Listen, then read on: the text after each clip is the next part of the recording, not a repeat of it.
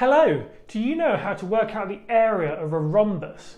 If you don't, that's great, because we're going to teach you that today. So a rhombus is a four-sided shape, as you know, okay? And I will try my best to draw a nice rhombus, something like that, okay?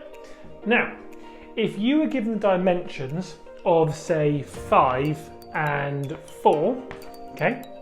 What you do is it's asking to work out the area of this rhombus. It's kind of like a triangle. It's actually exactly the same formula. So in a triangle, what you do is you times the widths by the height, don't you? So you times these both together. And what is 5 times 4?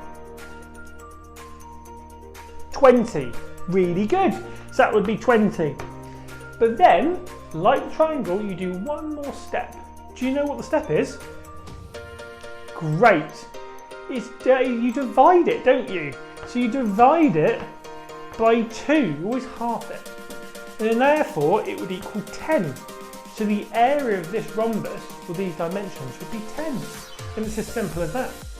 Now sometimes with these areas you get dimensions or measurements like centimetres, things like that.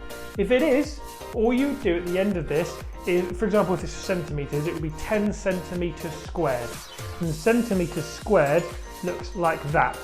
So cm with a little 2 above it. So use information, play the next game, and we'll see you in the next one. Bye!